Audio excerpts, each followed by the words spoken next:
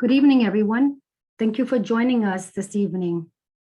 Welcome to the Parent University and this great topic that we have for this evening, which is growing understanding of trans and gender non-conforming youth. We know that this is going to be a very important topic. We wanted to make sure that this was a topic that we offered for this fall session, and hoping that we will also offer another session in the spring with regard to this topic. We want to thank our panelists who are on your screen right now, and also my team from the Family Engagement Office. We are here to help facilitate this conversation for this evening. Again, my name is Janet Pichardo, and I'm the Director of Family and Community Engagement, and we welcome you to our Parent University.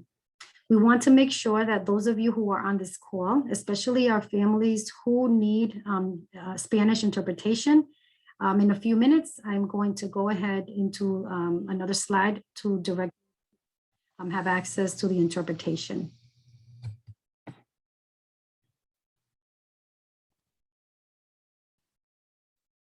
So I'm going to actually say this in Spanish to make sure that our families are accessing the interpretation. Para los padres que están en la llamada esta noche, por favor, miren hacia abajo de su pantalla. Deben de haber un globo donde pueden presionar el globo y elegir el idioma español. Si necesitan que esta presentación se le provee completamente en español, por favor, háganle clic al globo que está abajo de su pantalla para que puedan acceder al intérprete que ahora mismo está disponible para ustedes. Gracias. Okay, so before we get started, I wanted to just go through a few general norms. And so I do have it on the screen. They're available in English and Spanish. So the first norm pretty much is, the presentation will be in a webinar format.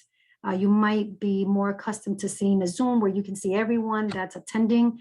We have about 23 folks on the call right now. We know that we will be receiving more folks coming. Vamos a estar recibiendo más personas ingresando. Okay, and so we know that we will receive Entonces, ahora sabemos que vamos a recibir más personas. So it's 1 minute. Jonathan, why is it that we can hear Louis? Oh yeah, I was just unassigned, so I'm getting the invitation again. I'm gonna put myself back on. I don't know what happened there. It's okay. Thank you, Louis. Okay, and so I'll just start over again. Again, for these norms, again, this is a webinar format. The panelists, you see them right on your screen. And so you won't see everyone else that's on the call. We do send a reminder of our workshop at least 45 minutes prior to, as a reminder. So because we always need a reminder, right? So we have about 25 people. We know that we will get more in a few minutes. And so in terms of the panelists, they will be available to answer any questions, possibly in between their presentation and also at the very end. All microphones of all attendees will be muted unless the attendees raise their hand, and I will explain that a little bit more. And then the session will be recorded. It has already started to be recorded and posted in the district website. And I just wanted to make sure that you had access to the website, which is right on your screen. And so here I just wanted to direct you to a few icons at the very bottom of your screen. So you'll see you will have access to the Q&A feature. Once you press on the Q&A, you will go ahead and actually write in a question or a comment, whatever you would like. And the panelists and myself will be able to see your questions and comments. And so feel free to write your questions during the presentation. That is just fine. Also, if you are interested in asking your question live, you also will be able to look at this icon, which is the raised hand icon. Press on that icon, and we will call your name, and we'll ask you to go ahead and unmute yourself, so that way we can hear your voice and you can ask your question live. And the panelists will be able to respond to your question. You are also welcome to ask your question in Spanish. And what will happen is I will go ahead and translate your question from Spanish to English, and our interpreter will stay on the channel to make sure to interpret on my behalf. Okay, and so another reminder is that the chat is not available. where we will direct you to the chat will be at the very end of the presentation, or any point that the presenters are, interested in sharing a link or so, they are welcome to go ahead and actually share the link on the chat. And we will be also sharing a link later on where we will be asking you for feedback regarding this workshop. Okay. And this is just so you know, so stay on the call. As soon as our presenters are done with their presentation, they will gracefully exit our Zoom call, and then we will proceed with these giveaways. We have a 4-pack Roger Williams Park Zoo tickets for family. We have a Price Right gift card of $10 and a coffee exchange. Oh, I have a typo there, but a coffee exchange gift card of $20. Okay, and with that said, I will now let our panelists go ahead and introduce themselves, and we can start with yourself, Arav. Great, thank you, Janet, for having me, and welcome everyone. I'm Arav Sundaresh, and I use he and him pronouns. I'm a Providence teacher. I teach at Classical High School, and I've been working with Claudia Traub in the Department of Equity and Belonging to look at some of our policies and practices around trans and gender expansive students, which brought me to this FACE seminar. So thank you so much again for having me. I'm also joined by Nikki Best, whom I work with at Classical. So Nikki, you want to introduce yourself? Sure. So as Arv said, my name is Nikki Best. I'm a licensed mental health counselor in private practice, but I've been working at Classical High School since 2010, doing individual and group counseling. I am also RIDE certified school counselor and a student assistance counselor. So I've come at being able to support and help adolescents for the past 15, 20 years in a school setting where they tend to spend most of their time. So I'm really happy to be joining you about this topic this evening. So thank you for the opportunity. Great. And Jen, is it okay if I should begin to share my screen now? Yes, you should be able to share your screen. All right.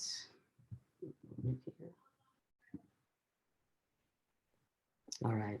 So I wanted actually to just begin with a little context and a story to frame who I am as we get going here. I'm South Asian. My parents immigrated to the United States in 1969 from India. And when my culture, when someone dies, I'm just going to start right there. I'm just going to go there. The children perform last rites rituals to help their parents' soul move on. And the ceremony really marks a transition from living to what's next for the deceased, and also really for others' relationship to them too. My own father died a few years back. And when it was time for me to do those rituals, they were a little bit scary, but peaceful and ultimately very transformative. And when I returned home with my mom and my sister, after the funeral, my mom turned to me and she looked at me in the most direct way really I've ever seen her look at me. And she said, Arav, you were meant to be you, to be trans, to have transitioned. It needed to be you to those last rites.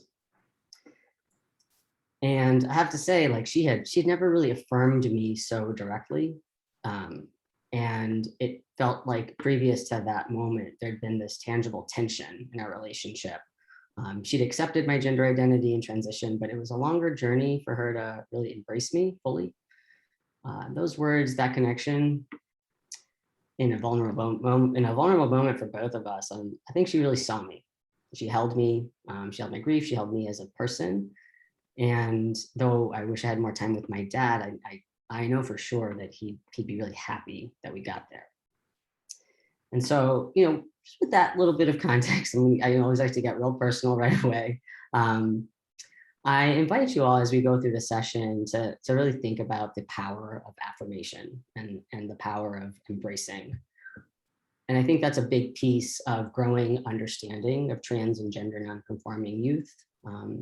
Because our young folks may challenge our own life experiences. They might try and challenge our traditions and our expectations, but we know that they can thrive with support And we know that that the possibilities for them in their lives are infinite with that support. So I want to introduce you to this young person, Zoe Luna. I don't know Zoe personally, but another quick story for some context. She's a young person who's featured in an HBO series about quinceañeras. So I'm going to play a short clip, just about 1 minute.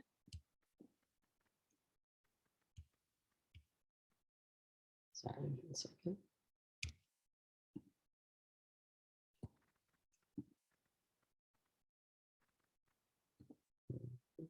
Sorry, I'm having a hard time closing my full screen.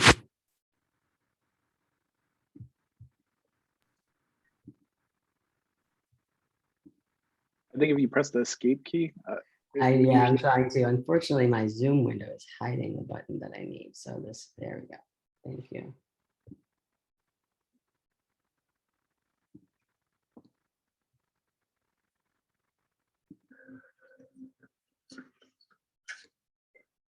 Hi. We're gonna make your party amazing. Are you excited? Yeah, I've been like wanting to be quinceañera since like I was like 2. How's everything going? So Everything's going good. We finally got the court like together, but then we all need kind of like boys. okay, so I can help. I can help figure that out. What do you see with where we're going with the quinceañera? Opportunity and change. It is important that there are other children that see her in our community. They can aspire to do this and that their parents can understand that it's possible. I know how it is to be different. I'm Mexican and I'm gay, and to grow up in Phoenix, Arizona, and to see the family that you have and the support is really touching to me because I didn't have that. Everyone told me I couldn't be who I was, first of all, and then everyone told me that I couldn't like follow my dreams, and this has always been one of my dreams. It's finally me getting to do something that I love to do, and I love to be girly and I love to be like a princess. So This is your moment, and we're just gonna have fun and just a celebration. Like this is gonna be a celebration of you. yay. Thank you. Thank you.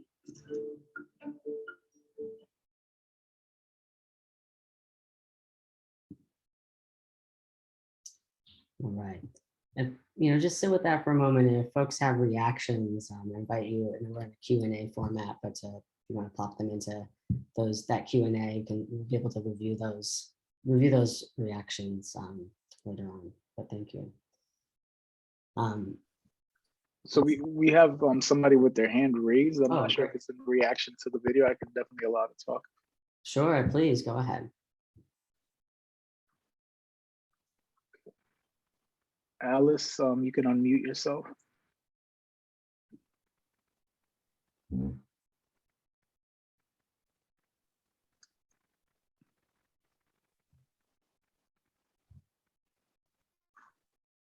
Alice, Hello? hi. Hi, Alice. We can hear you. Let's go right ahead.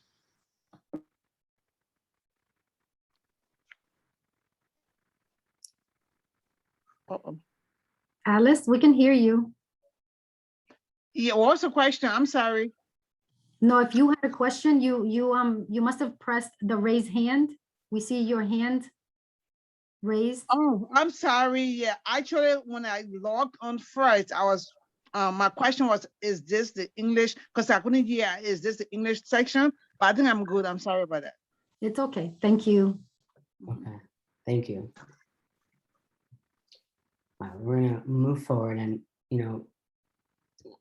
always a good idea, I feel, to start with some language, especially after sort of hearing some personal stories. And so to grow some understanding, we'll review some of these definitions here. Gender identity, we hear a lot about these words floating around us. And so gender identity is that internal experience, the experience that one feels inside of them. It can correspond or differ from the person's sex assigned at birth. And gender is just one part of someone's identity. So how it's expressed, in other words, like how you display, how that person displays their gender, and how it's attributed. Another way of thinking about that is how folks may perceive them. That all can vary. And we know from any aspect of identity, we can express everything different. We can express things differently, and that perception from others is not always something we can control. So for example, if I dress in traditional Indian clothing, I'm expressing my own cultural identity. And while expressing that, people, at least in this country, might perceive me as more feminine because of the length of the top that goes below my knees. And so I think within the social expectations in this country, you know, I might be perceived differently than how I'm expressing myself. In terms of all of this, in terms of gender identity, expression, in terms of attribution as well, they can all line up and exist harmoniously, where how you feel, how you express yourself, and how you're perceived all come together congruently. But sometimes they don't align, and that can create a sense of discord and stress sometimes, and often also as well some stigma. So again, sort of thinking about how identities can either be altogether existing harmoniously, or when there's a conflict in terms of how someone is seen or how someone is expressing themselves, it can present some stress as well. Going on more with language, right? It's important to distinguish gender from sex and sexual orientation. Notice that I've already used the term sex assigned at birth, and that is the label that medical providers, designate to babies at birth based on some medical factors, such as external anatomy, sometimes chromosomes. And it's very different. It's an important terminology, different from what sometimes you may hear. So some folks will say legal sex, and that's a term that we want to stay away from, the same as biological sex. And I'll explain that. There's no actually legal designations of sex, though of course folks have legal documents that may label their sex assigned at birth, or sometimes their gender identity. And in terms of biological sex, the reason why that is not a term that I like to use, or that really shouldn't be used, is sort of thinking about the term biological. It means life force, and like all living things are biological. And so trans people are life forces too, like we're living. And when we put that sort of biological definition, it dehumanizes our experiences, because it becomes really just about this question of biology. It kind of takes the identity piece out of it. And so that's, something to really think about as we're thinking between the differences of gender and sex assigned at birth. Furthermore, a lot of people say, oh, but well, there's certain anatomy and there's chromosomes and all these things. And the fact is, actually, there's a lot of variations that can occur in a human. And so having only two options, male, female, doesn't always describe what's going on inside someone, or what's going on with their physical body. So this term intersex, for example, is a term that describes people whose sex characteristics may fall outside of the traditional conceptions of male or female bodies. Now, on the other another framing piece is thinking about folks who are cisgender. And those are people whose gender identities are congruent with their sex assigned at birth. So for example, someone who is assigned male at birth and identifies as a man or as male, they are cisgender. Whereas someone like myself, who is assigned female at birth, but identifies as a man, well, I fit under this umbrella of transgender. And that is that sort of grouping of folks are people whose gender identities, like what I just described for me, don't necessarily assign their sex at birth. And it is an umbrella term. We'll learn as we go other sort of identities that fall within that. But again, just sort of that difference, the difference between sex assigned at birth and one's own identity. Sexual orientation is something like really completely separate. It's who you're attracted to romantically, or in terms of having intimate relationships. And it sometimes people are attracted to people based on gender, but it is not, it's not your own sexual orientation is not necessarily framed by your own gender. And as I go through this, I also want to just point out, like, so much of this is cultural. The gender binary itself, male, female, is not, it is limiting, and many cultures in history and presently have genders that don't fit in that binary, such as Indigenous North American people have two-spirit gender, Aboriginal Australian people as well. And from my own country, India and Pakistan area, Hijras are people as well who are kind of this third gender or transgender people. But through various process, colonial influences, Western European perspectives infiltrating these cultures, those other genders became a little bit more pushed to the side, a little less held up within the greater context of the culture. Now, of course, there's always exceptions to that, but I just think it's very important, again, to acknowledge it. It's not always this binary. And non-binary people are people who may not, again, align with either the male or female binary, but somewhere maybe in the middle, or that it's fluid and their gender may be one that is defined by themselves. Nikki, is there anything you'd like to add there? Well, I think that I will be speaking more to this as we talk about the gender development, Okay. gender identity development in children. Great. Thank you. And so I'm happy to jump in with that. Great. Okay. We do have someone that has raised their hand, if you don't mind. No, not at all. Go right ahead. Okay.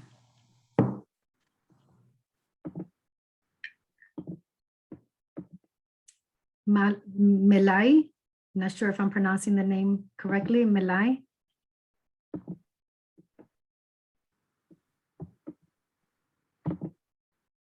Melai, if you can unmute yourself, please. Okay, can you hear me now?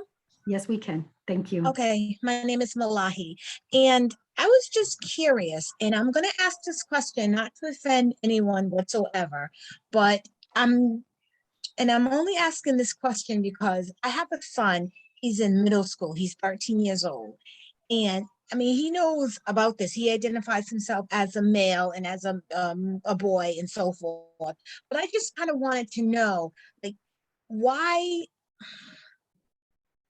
are we having this discussion about this? Is this something that the middle schools need to know about? Like, the children in middle school? Is this something that the children in middle school are going through at this time?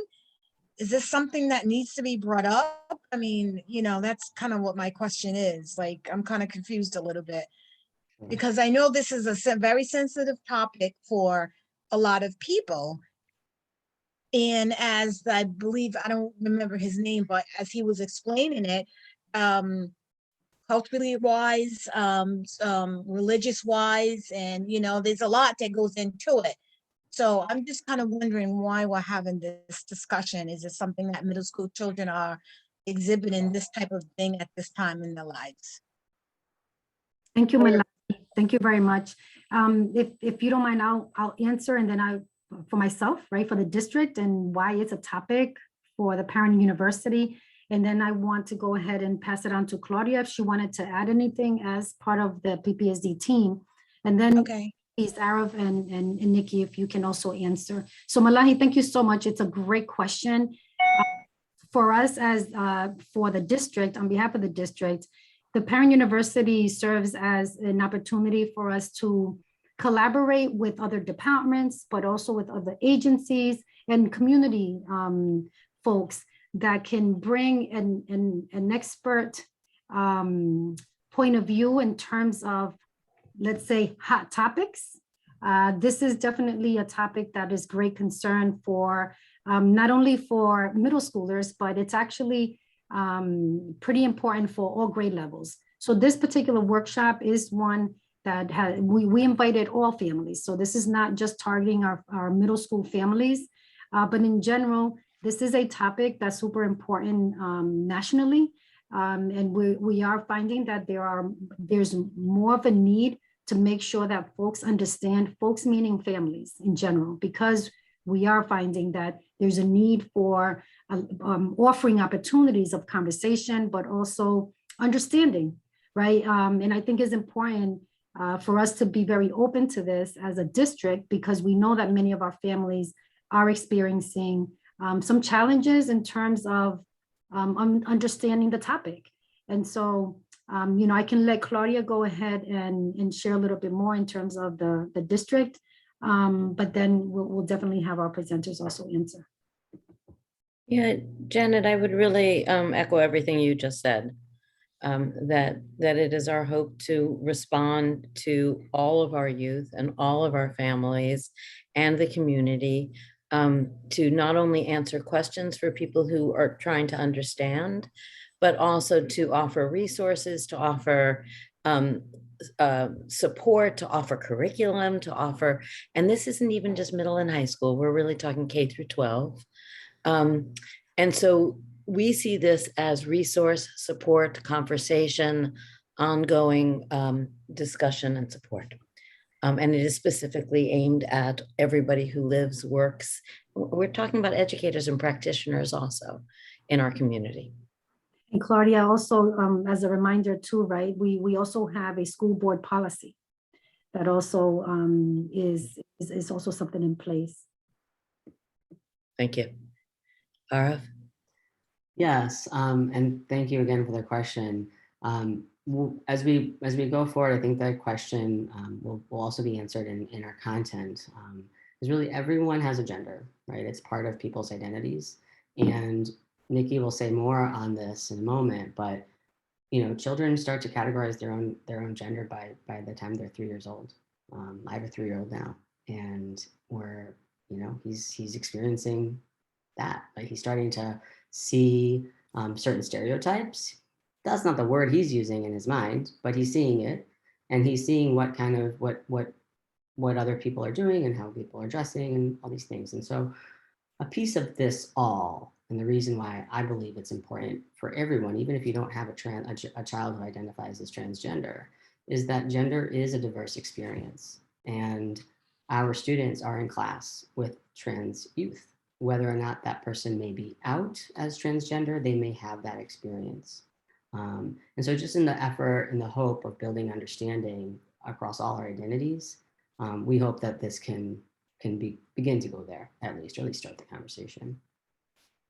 Nikki, would you like to add on? And I think we could kind of move. I think what I'll do is talk about gender identity development, because, and I really appreciate the respectful way that the question was posed to us as a panel. And it may not be that any of the particular issues that you're discussing in the Parent University apply specifically to your child, but it may be a friend of your child, it may be a family member, and it may not be your child now, it may be something you encounter later on down the road.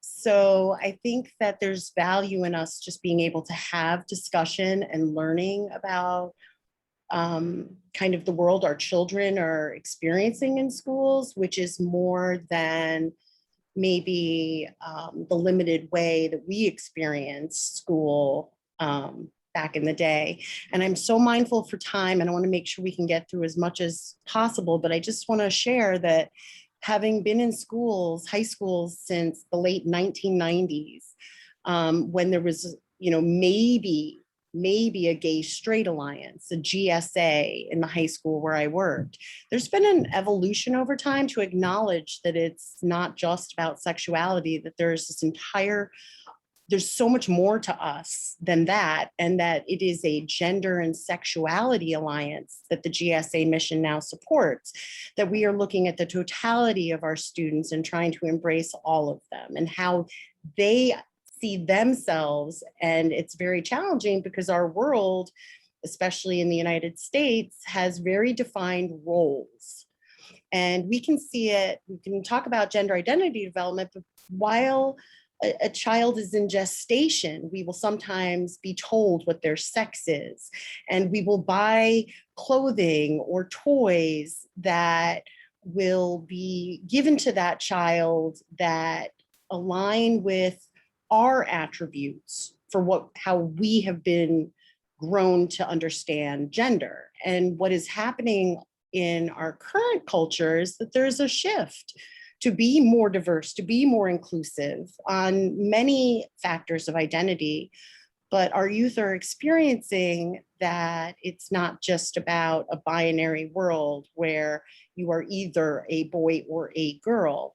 So what we find in the science and the research about child development is that babies are inundated with messages about gender roles, about gender expectations, the language we use.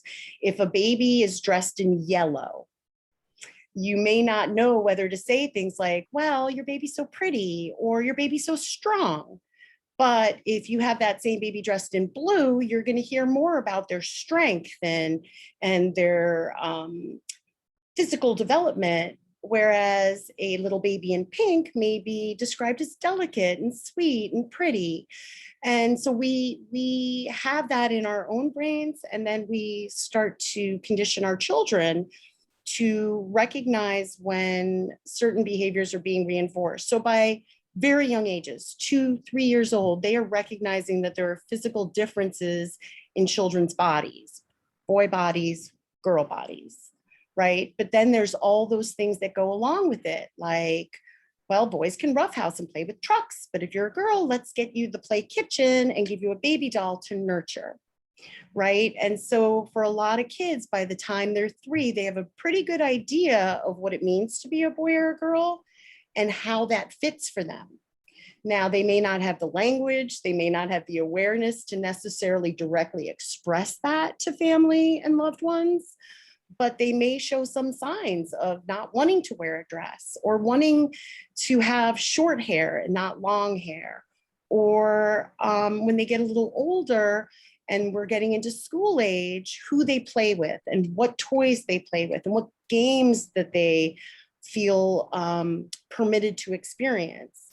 You know, we talk about athletic girls as being tomboys, and there's a whole world of language that limits kids from expressing and developing their own identity with bits and pieces that fits them.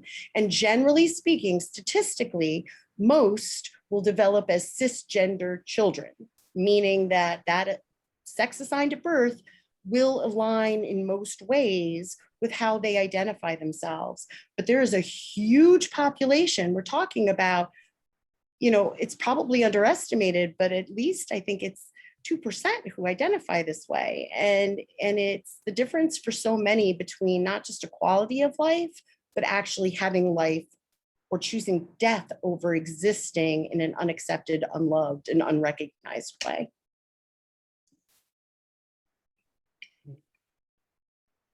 Thank you. And this graphic. Arav, I'm sorry, can you put the full screen? Just because it looks small. Oh, I'm sorry. Is that bigger? And then we also have a couple comments in the Q&A from Robert Puckett. He said, I think he identified he, him, and then he said, I think the importance of the safe and supportive space classroom in schools is essential, and I want students to know that the classroom is a safe place to express identity. And then another comment was identifying PRISM as a resource in the community. Great, thank you. Yeah, the PRISM is a fantastic organization, Providence Youth Student Movement, and they have specific programming for trans and gender expansive young folks, a lot of leadership and activism there. So more on them a little bit. Thank you so much. And as a teacher, I wholeheartedly agree that safe and nurturing environments are essential. Because without feeling safe, it's very challenging to learn and to succeed academically, to grow. So I sort of skipped ahead here to this visual, right? Because we're talking now as we're trying to understand, well, who are we talking about? At what age are we talking about? How many folks, right? That, as we've already gone through the definition, there, as Nikki said, almost 2% of high school students identify as transgender. And so this figure here applied to all youth, that there are at least 1.3 million trans youth ages 0 to 17. And this visual is from the Movement Advancement Project, which is a partnership actually with the Biden administration and Gender Spectrum, which is an organization that does work around, well, gender spectrum, and supports schools in a lot of ways. And so there's that number, right? You think about, okay, what would 2% of my kid's school be? You know, what's 2% of my town, my neighborhood?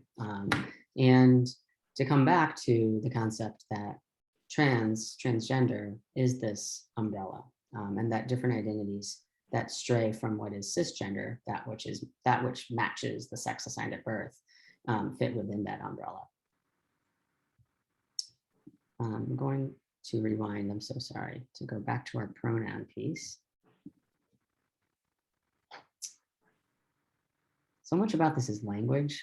And in terms of creating that safe space and safe learning environments for our students at any age, language really matters, right? It matters when people pronounce our names correctly or incorrectly.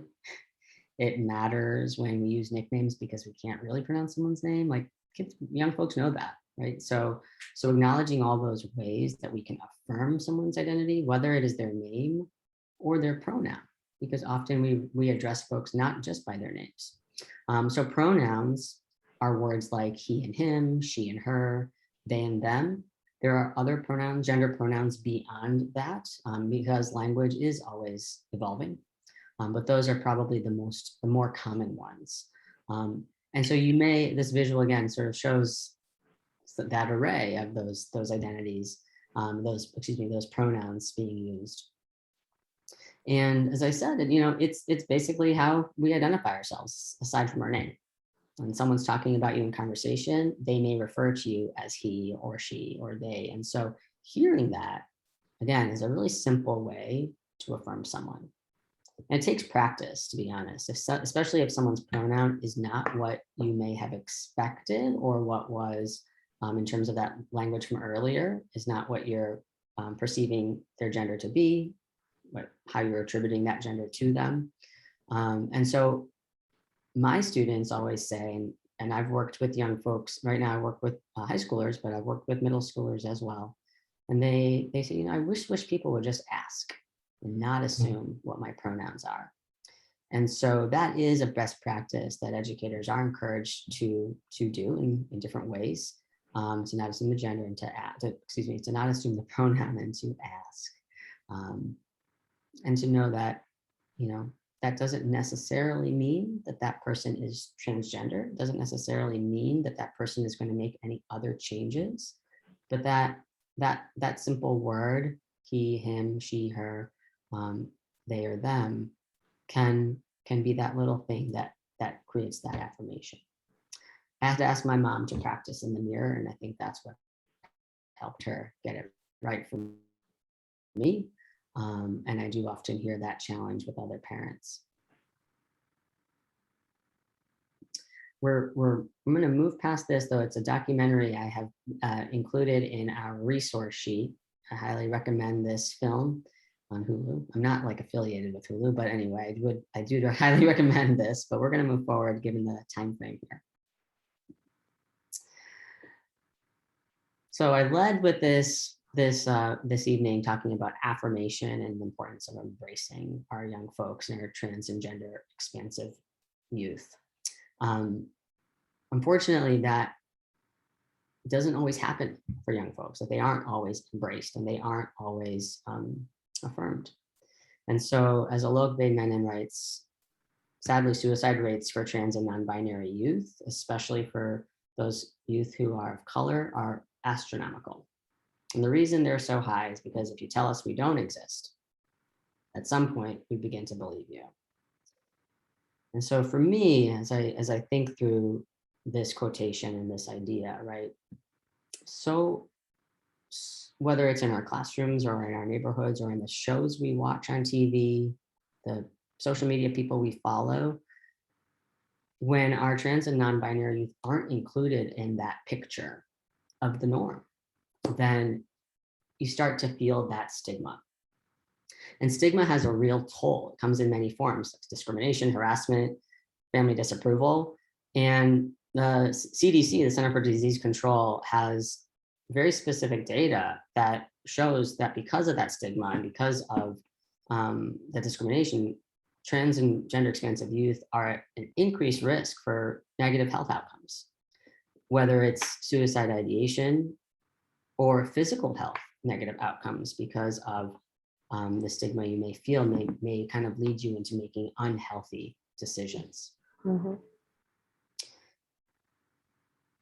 Now, we can dwell on this, and it's one to really note, because I will say next week is Trans Awareness Week, and November 20th is a day called the Trans Day of Remembrance.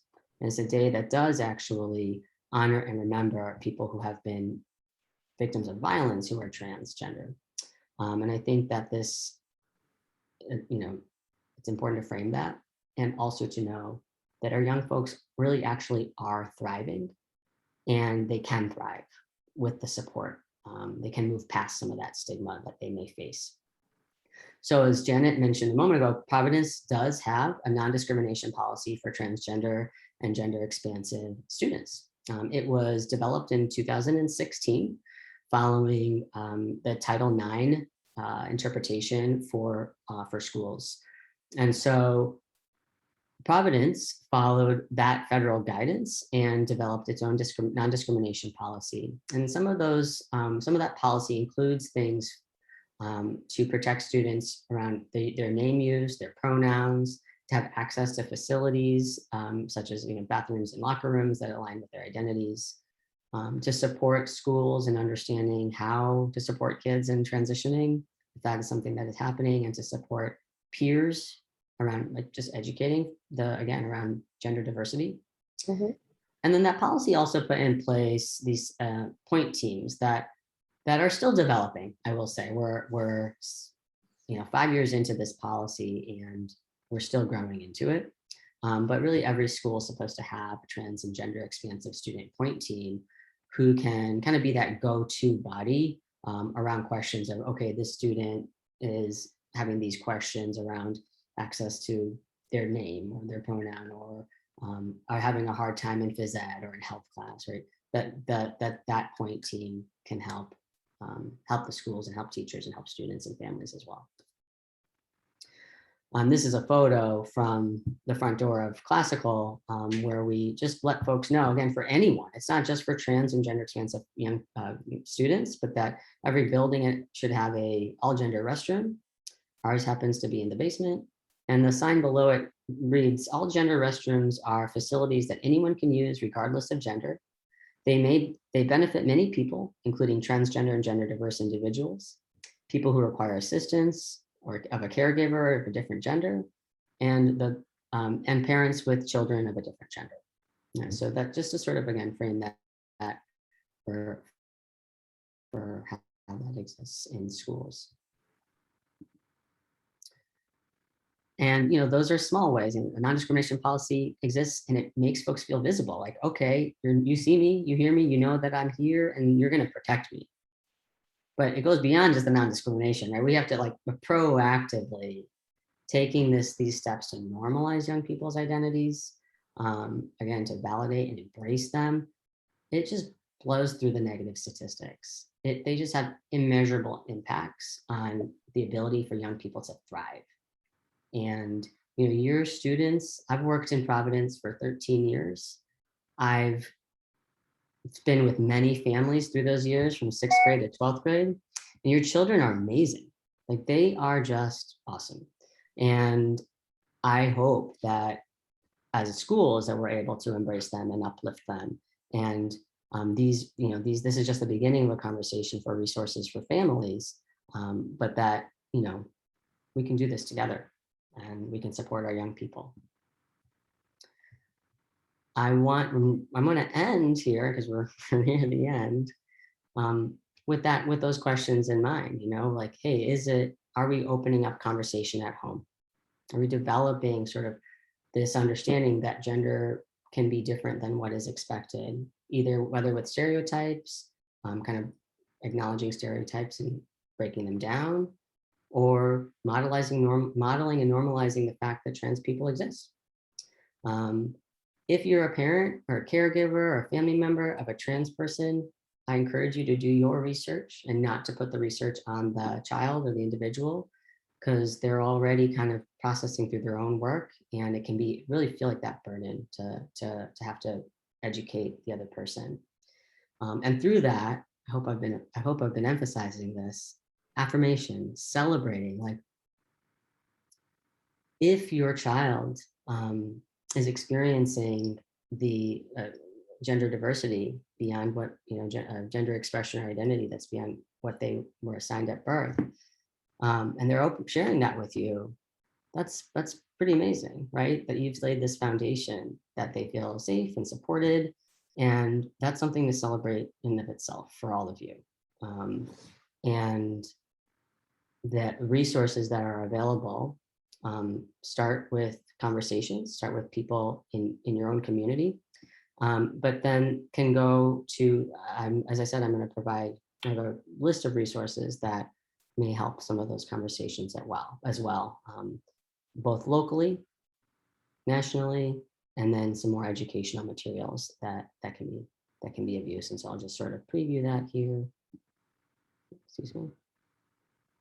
And as we have a PDF available of all these resources, as I said. Yeah, this is an excellent, comprehensive collection of very current and very helpful resources all put together. So thank you for that.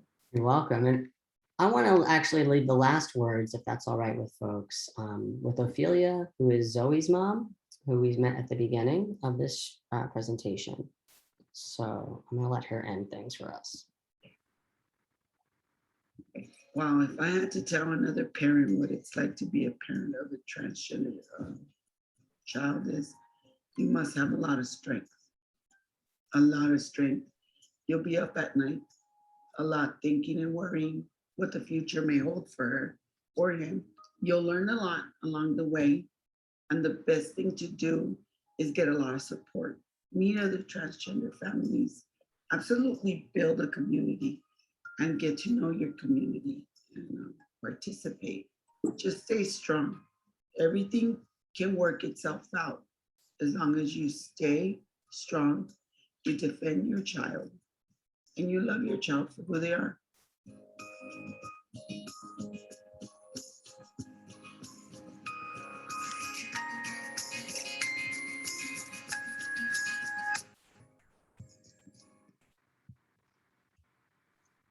And hey, Robert, Rav, I just wanted to mention that I did put a link to the PDF in the chat if parents wanted to get a copy of that for themselves. That is available in the chat. Thank you. All right. I think at this time, if there are other questions, I know that the department has their own schedule in terms of the evaluations as well. But I think we have some time for questions, if I'm correct. We do have questions.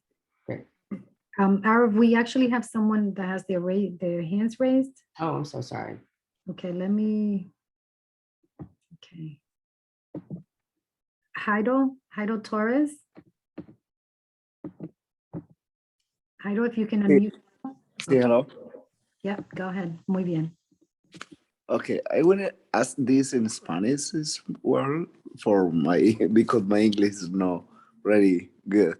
Está bien, vaya. Siga, diga en inglés, en español. En español, sí. Bueno, en inglés suena muy bien lo de los pronombres they, them, she, her, he, him. Se escucha bien y cuando uno los habla en el inglés suena muy bien.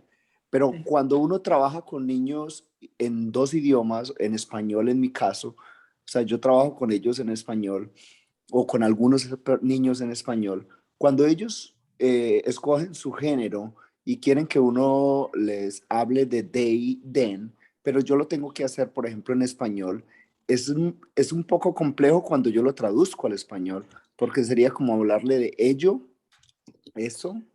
Ujú. Entonces, en el español no suena como un significado muy, muy adecuado. ¿Cuáles son las palabras adecuadas para utilizar el gender en español adecuadamente y de forma respetuosa?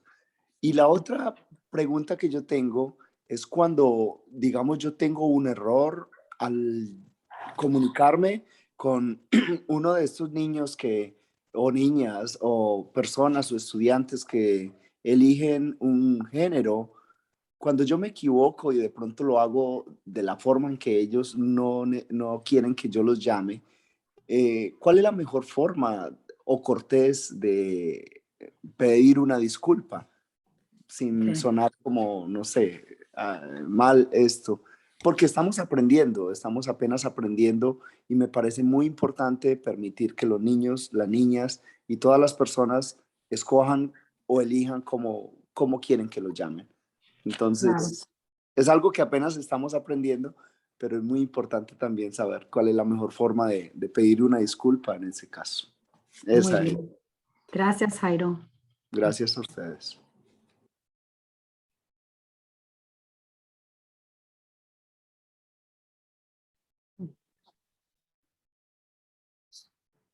So I'm not fluent in Spanish, but I gathered if someone can assist me with that. Okay, Sure, I will. I'm sorry. I actually But- thought I was unmuted.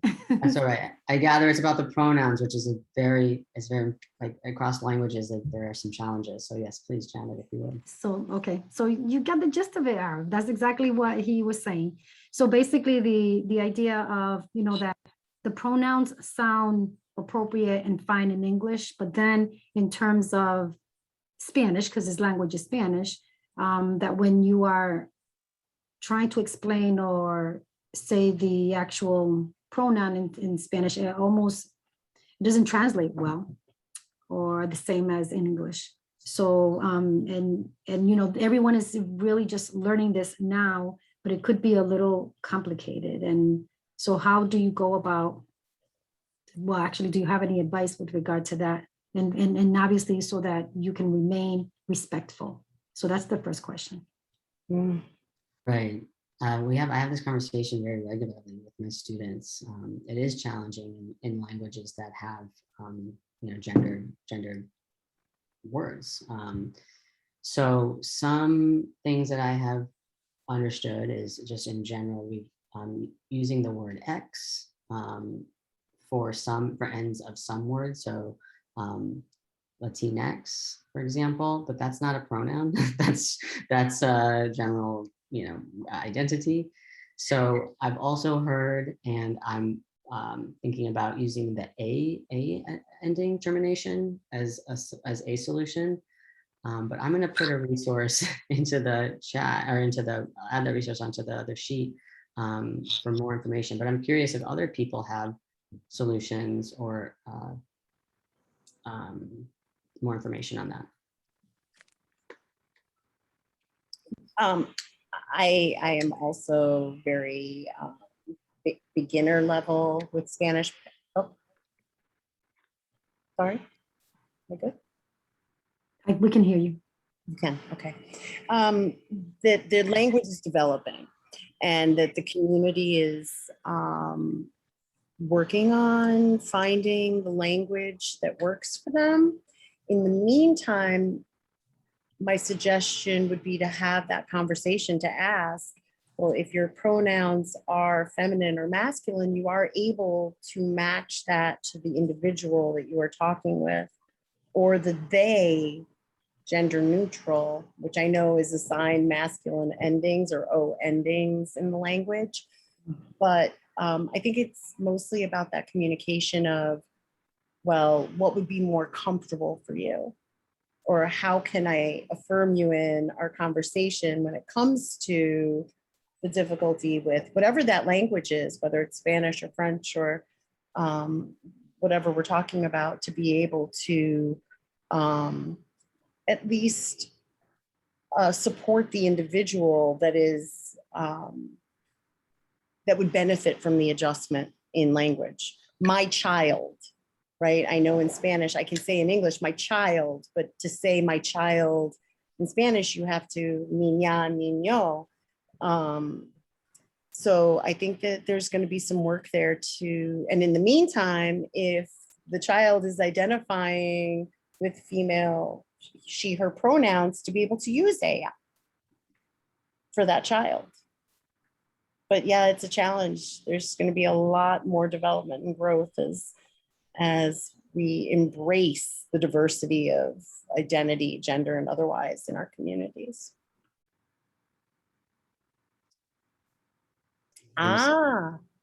Just a little, some little context. But as I said, I'll add this to the resource sheet, but it is always developing. And thank you for that question. Okay, thank you.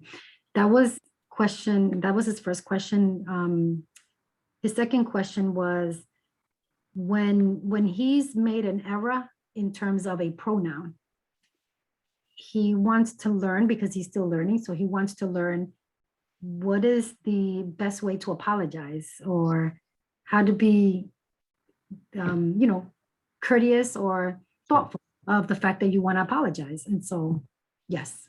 Yeah, that's a great question. Everyone makes mistakes, first of all, right? That's going to happen no matter what, no matter how versed you are, no matter how you identify. I make mistakes all the time with pronouns as well.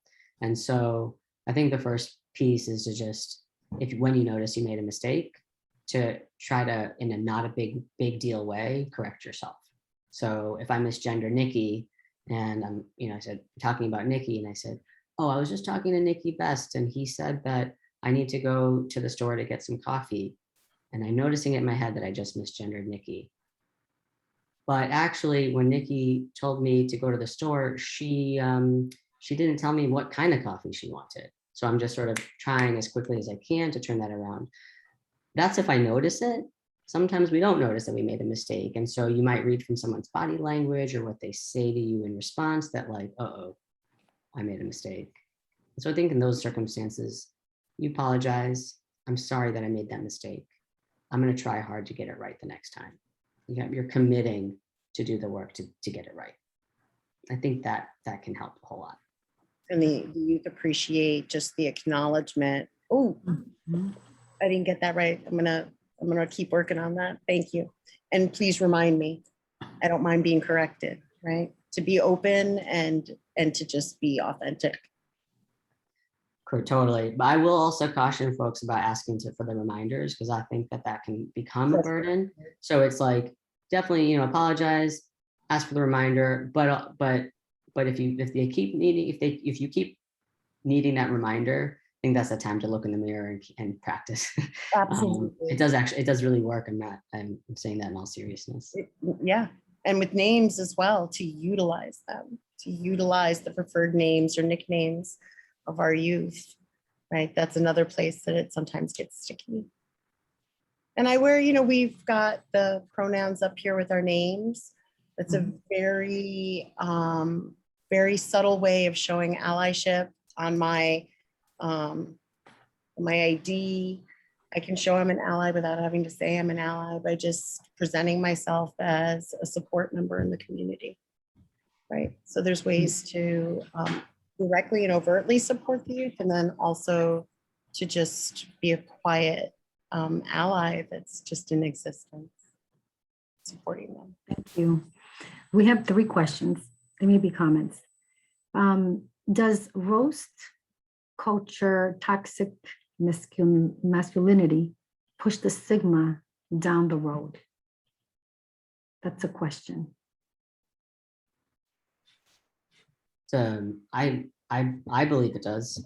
I think that, so the context of roast culture, so sort of like, I think the second part of that, toxic masculinity. I think a piece of that is, from my experience, a piece of toxic masculinity is sort of very directly homophobic and transphobic, to be honest, because it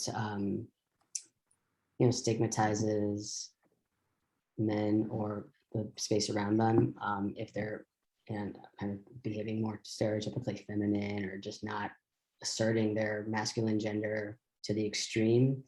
And so, yeah, I think that does increase the stigma. And So it's something, again, that I try to name, like inaction. It's hard to break that down because it can be such a part of young folks' culture.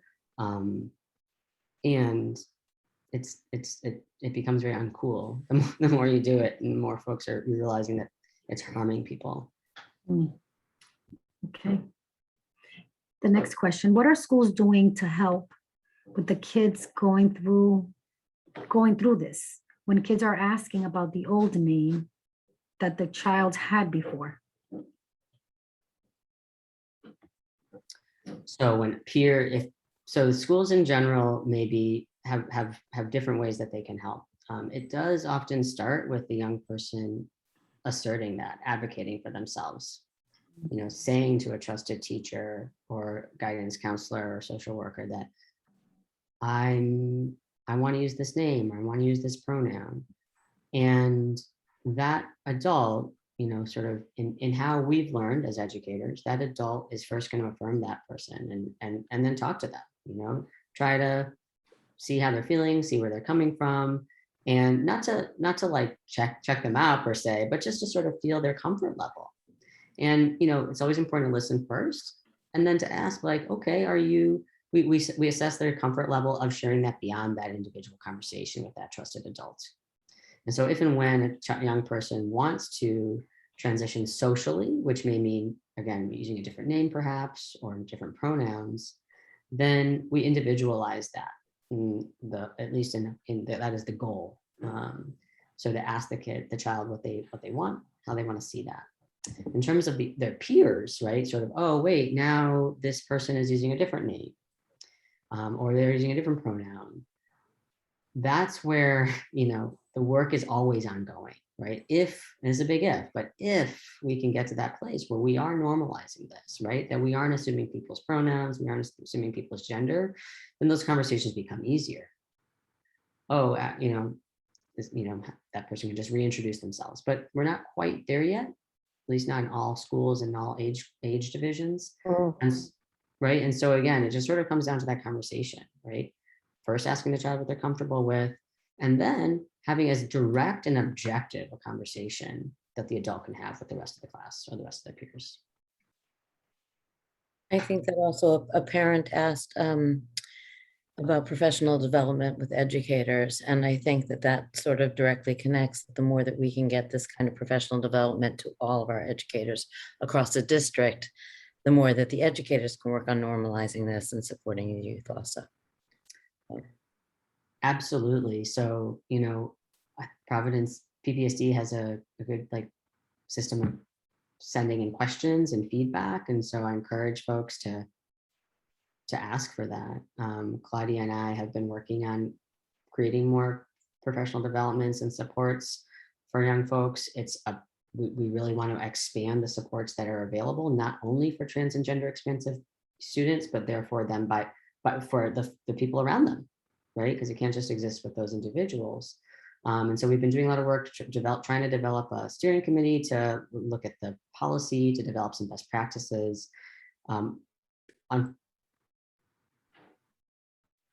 going to say, unfortunately, right now that work's a little bit on hold just through some leadership transition, but we're going to pick that up as soon as we get the AOK.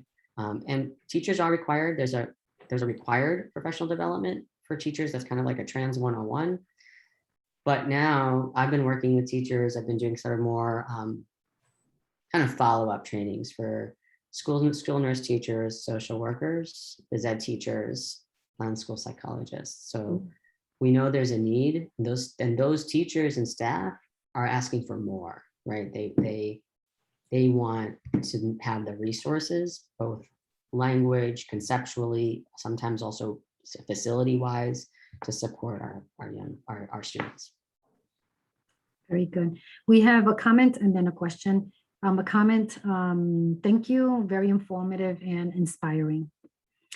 And then the next question is also, in the Asian community, it transfers into a bad word, but in English, it sounds better, but the language does help.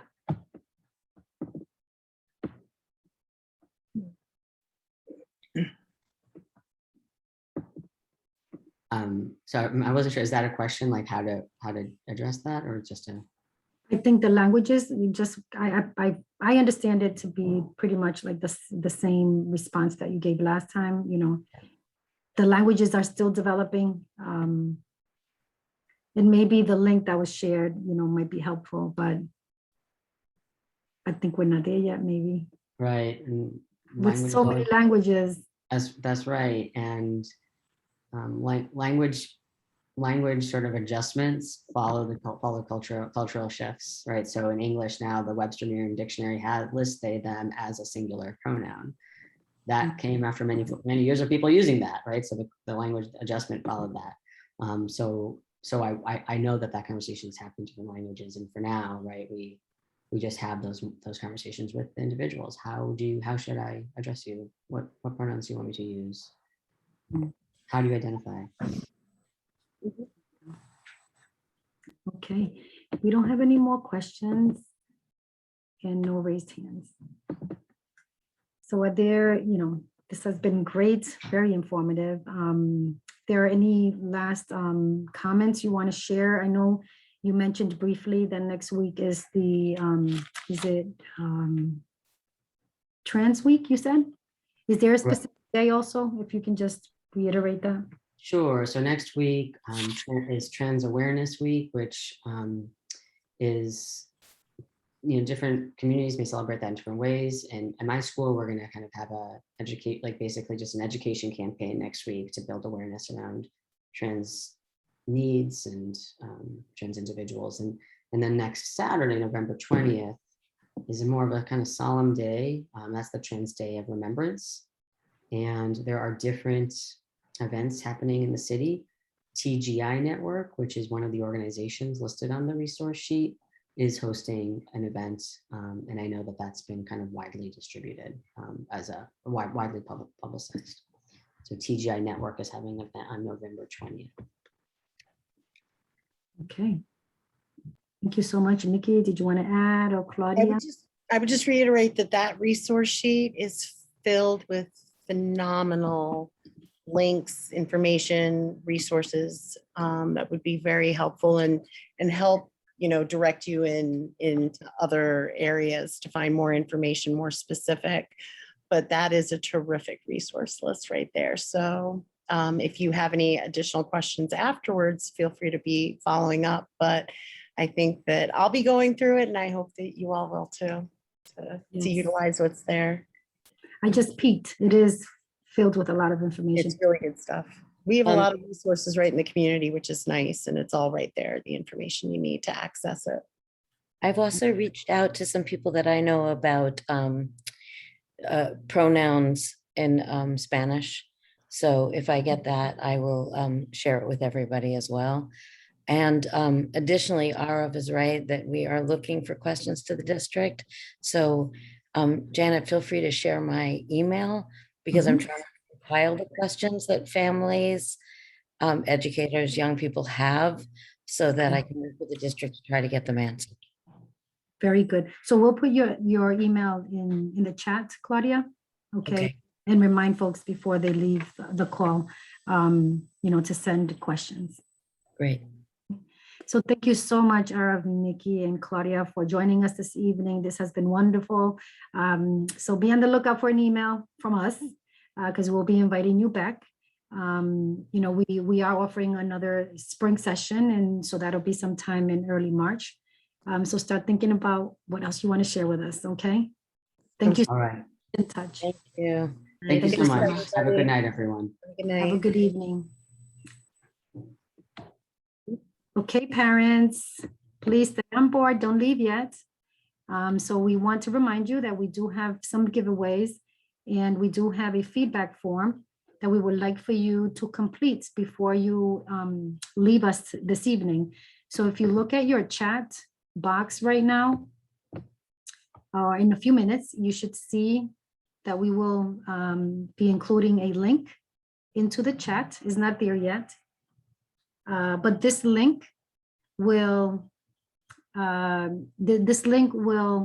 be the feedback form, which will help us design future workshops but also we want to learn, your thoughts about how you felt about this workshop this evening. So we want to make sure that you can provide us some feedback. And so again, the link should be on the chat pretty soon. Just give it a second. And so that way, again, you'll be able to provide us some feedback before you leave our call today. So again, you'll see in the chat, the first thing that we did enter there, if you see it now, if you have any questions about the workshop this evening or questions in general about transgender and this particular topic, if you can, please, Claudia, who was also on the call, has offered for you to please send her any questions you might have. Again, we know that we should be sharing obviously a lot of information with regard to this topic, and we are asking that you go right ahead. Claudia is actually overseeing that area, and she'll be very responsive to your email. So please make sure to send her any questions. So you can go now to the chat. It's the very last link on your chat. And as soon as you open that chat, you should see Parent University in English and then the word Parent University in Spanish. And we have just a few questions for you. And if you can complete those questions, and then do not forget to click submit, and that will record your responses. So please make sure that you can go in there. We're asking you to please just add your name, your phone number, what grade level are your children in the district, what training did you attend, and you can go ahead and choose the training for this evening. And then what school your child attends. If you have more than one child, you can go ahead and list the number of schools. And then also if you can share, at least two key points that you learned today with regard to this topic. And then we have two more questions, and that is basically, how would you rate the quality of the training? So it would be 1 through 5. And finally, anything you expected to learn but was not covered. If so, please share some suggestions to improve this training. And then any additional comments. So your responses are going to help us design future workshops. And so we ask you to please provide, the responses, and we will make sure to consider those for the next session, which will be in the spring. But I also wanted to take a few minutes to make sure that, again, you're reminded that we want everyone to please complete this questionnaire. Again, it's just a few questions. We have about 30 of you on the call, so we're going to wait. You can see a timer right on the screen, just so that we don't, drag this too long. We know that you also have other things that you could be doing right now, but we are hoping that you can stay on until the end. Those of you who do complete the questionnaire, the feedback form, will be entered into the giveaway that we're going to announce as soon as we are done with this timer. But before time runs out, we want you to, again, just take a few minutes to please complete that questionnaire. And just a reminder that we have 2 more sessions during this month. The next one is next week on the 16th, managing stress and how to coach your child's thoughts and emotions. I'm sure that that's going to be super helpful. We have presenters from Bradley Early Childhood Collaborative. And so our friends there at Bradley will be presenting regarding this particular topic. And then the next topic on November 30th is positive behavior supports. And we'll have someone from the Autism Project presenting on that particular topic. So please be sure to jump into these 2 sessions. And then we have 4 more in December. So you'll see whatever you saw today as a reminder in terms of a link, the same link that you received for tonight's Parent University is the same link for all of our sessions. So again, we have 2 more this month, and we have 4 in December. And so we're really excited to see so many of our parents in attendance today. We did have about 40, I believe it was about 47 folks on the call. And so I know that many of you are participating right now and sharing your feedback, and we really appreciate it. We have just one more minute, or actually a few more minutes, actually a minute or so that's on the screen. Just a reminder that tomorrow there's no school. So we have a day off tomorrow. It's Veterans Day. And you might have received a text message this afternoon, just as a reminder, but we will resume classes on Friday. So we'll, definitely be back in the office on Friday. So again, just a reminder of our giveaways for this evening. We have three prizes. One is Roger Williams Park Zoo. We have a 4-pack of free tickets, admissions to the zoo. Also, we have a $10 Price Right gift card, and also a coffee exchange, a $20 gift card for a coffee exchange. So these are three locations that have supported the Parent University. And so we are in appreciation to these organizations that are allowing us to be able to offer these gift cards. And again, the tickets from Roger Williams Park Zoo. So we have a few more minutes. I'm hoping that we have a good number of folks that have submitted their responses on the questionnaire. We have about 10 responses so far. Okay, so if possible, we're just going to give a few more minutes, so then that way we can wait for a few more responses. But again, I just want to remind folks not to forget, these texts that you receive. We are hopeful that you are in constant review of the texts that are being sent to you, either by us from the district or from your school specifically. And so, as you know, this is a new, this is a tool, not very new, but it's a tool that we are finding that families are being very responsive to. So we're going to get started. Look at your screen. And if you completed the feedback form, your name should appear on this screen. And you'll see the wheel turn, and eventually it will stop. And whenever the wheel stops, then the first item is the 4-pack of Roger Williams Park Zoo tickets. And so Maya D. Hart is our winner. Maya, congratulations. In a few minutes, we'll also post our address to the office here, so you can come by and claim your prize. Again, it's at 379 Washington Street, right behind the administration office in Westminster. So again, it's 379 Washington Street. Please look at the chat, and the address is there. The next prize is a $10 Price Right gift card. So our winner here is Julio Gonzalez. Congratulations, Julio. Thank you for joining us this evening. Don't forget to come and claim your prize.